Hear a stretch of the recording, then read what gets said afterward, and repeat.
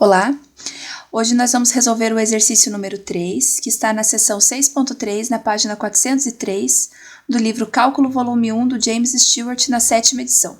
O exercício diz o seguinte: use o método das cascas cilíndricas para achar o volume gerado pela rotação da região delimitada pelas curvas em torno do eixo Y. E no exercício 3, as curvas são y igual a 1 sobre x, y igual a 0, x igual a 1 e x igual a 2. Então, ele quer que a gente encontre o volume de um sólido gerado pela rotação. Primeiro, vamos fazer o seguinte, vamos encontrar o gráfico dessa região, tá? A região é delimitada pelas curvas y igual a 0, x igual a 1 e x igual a 2. Bom, a curva y igual a 0 é o próprio eixo x, então eu vou fazer aqui uma delimitação no eixo x. Essa é a curva y igual a 0. A outra curva é a curva x, a reta x igual a 1. Bom, a reta x igual a 1 é uma reta que para qualquer valor de y, o x é sempre 1. Então, ela passa aqui por x igual a 1 e é uma reta paralela ao eixo y. Seria esta reta.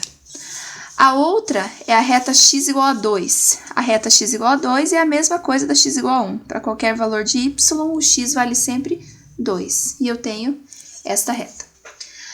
A terceira curva é a 1 sobre x, y igual a 1 sobre x. Essa curva, ela tem o comportamento seguinte.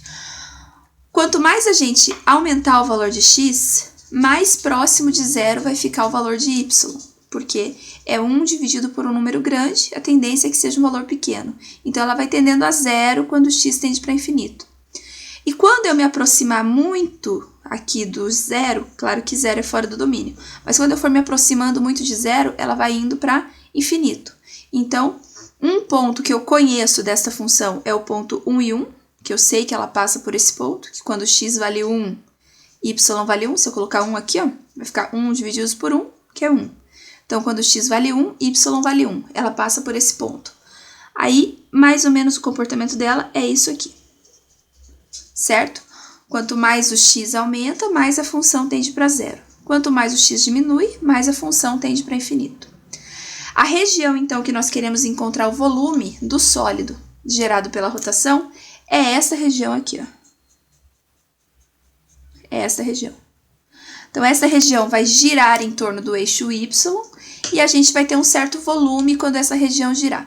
O que vai acontecer quando ela girar aqui é que vai aparecer uma estrutura mais ou menos parecida com um anel, certo? Então, a gente vai ter esse anel formado pela rotação desta região em torno do eixo y. Usando, então, o método das cascas cilíndricas, sabemos que o volume é a integral que vai desde A até B de 2πx vezes f de x dx, ok? Bom, A e B são os intervalos de integração que, pelo método das cascas cilíndricas, mesmo que a rotação seja em torno do eixo y, A e B são intervalos de rotação em x, de integração em x. Então, o nosso A é o limite inferior, o menor valor do intervalo, que é 1, e B é o superior, o maior valor do intervalo, que é 2. Então, vai ser 2π vezes x, vezes a função, que é 1 sobre x, dx. Aqui, a gente pode cortar o x, né? Esse x aqui, posso cortar com esse. E vamos ficar com o volume, é a integral de 1 até 2, de 2π dx. 2π é uma constante, então a gente consegue retirar para fora da integral. Vai ser 2π vezes a integral de 1 até 2 de dx. Integral de dx é x, então o volume vai ser integral de 1 até integral já foi.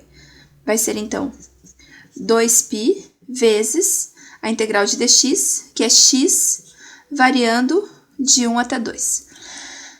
Agora, a gente já pode substituir nos limites de integração a função. Então, vai ser 2π vezes 2, que é o limite superior, menos 2π vezes 1, que é o limite inferior. Assim, teremos que o volume é 2π vezes 2, 4π, menos 2π vezes 1, 2π, que nos dá um limite de 2π, nos dá um volume de 2π unidades de volume. É isso.